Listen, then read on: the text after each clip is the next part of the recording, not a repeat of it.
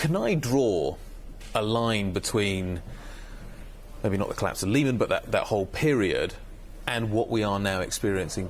Sort of, can I draw a line between Lehman Brothers and populism? Can I draw a line between Lehman Brothers and Brexit? So I think one should be careful in using the phrase populism. It's like the word austerity. People devise these words to represent something they don't like without being clear about the meaning of it. So populism has many illustrations, if you like. In Southern Europe, it's a perfectly rational rejection of excessive fiscal consolidation to cope with a badly designed monetary union. I understand why people think that. In the United States, populism is about the reaction by those people whose wages have been held down through a combination of technological developments and globalization. They feel left behind. They haven't benefited in the way that people in New York and other metropolitan centers have from the benefits of the globalization of the last 30 years. They feel left out, ignored, and their real wages have been depressed. So that's a different motive for it.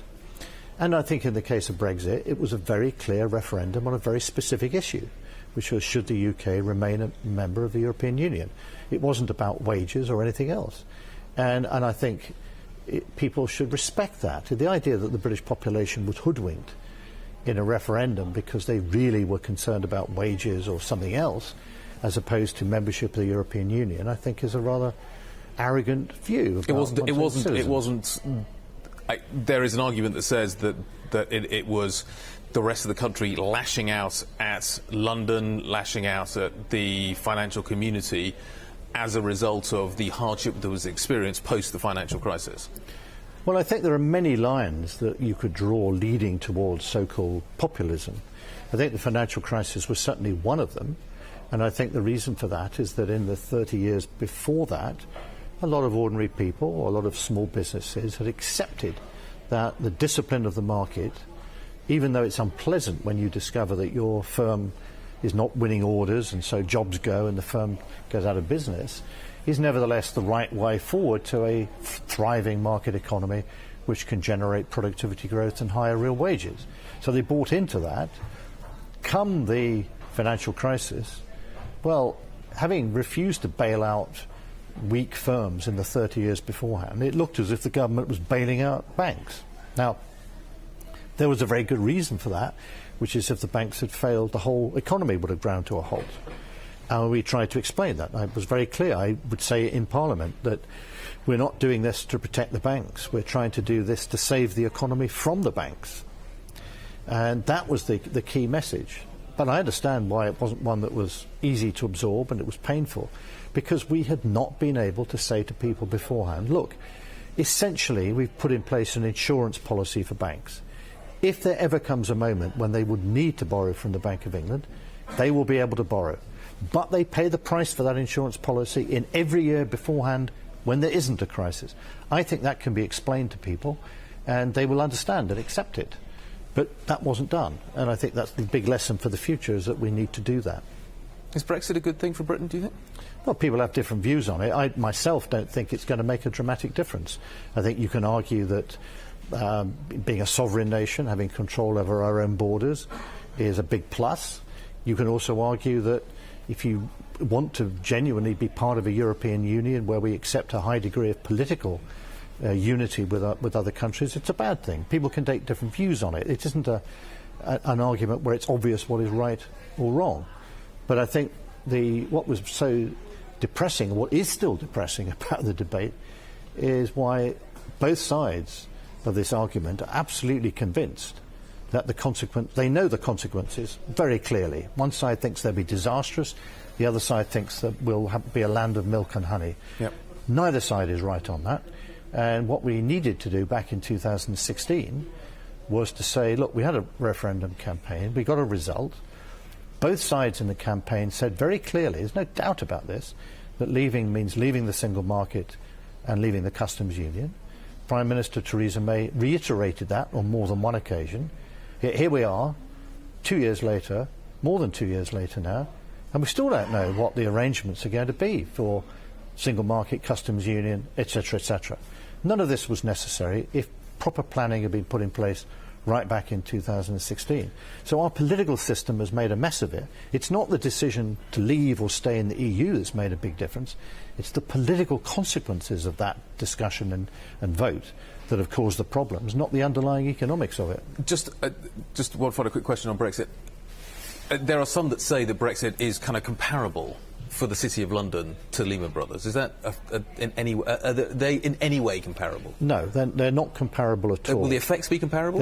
No, the Lehman Brothers was something that we knew the banking system was undercapitalised, but the final few days of Lehman Brothers were dramatic and could have led to a collapse of the entire US financial system.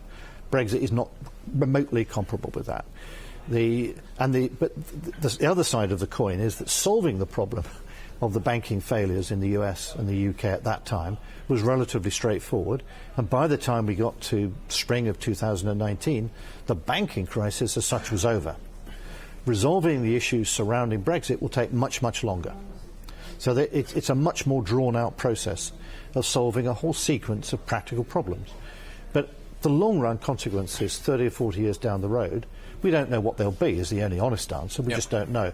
But you know, I find it hard to see why they should be really significant in comparison with a collapse of the financial system and the economy grinding to a halt, a repeat of the 1930s Great Depression, or indeed the sort of changes we've seen in our own economy in the last 40 or 50 years. Just don't think it's going to be quite such a big event. What it is a very dramatic political event. It's our political system that's collapsed, not our economy. Is the City of London, just to kind of draw a line between the two in a slightly different way, dealing with the crisis of Lehman Brothers, as you've said, was in many ways quite a sort of straightforward process. Getting the rules and regulations sort of after that, and to some of your points that you've made, right, was a much more difficult challenge to achieve. Do you think, where are we now in terms of your view, in terms of the safety of the financial system? Have we put the right rules in place? Are there things that we still need to do? So I think, as I said before, the banking system is safer than it was then, but it's not safe. There are still things that we ought to be doing, in my judgment, in order to make a run on the banking system much less likely. And I think it's debatable whether banks have issued enough capital. So what's the biggest risk now? Where kind of, as you look at the financial landscape? So I think the big lesson from what happened was that people could see that what was happening in the world economy was unsustainable, but you couldn't forecast exactly where the problems would blow up.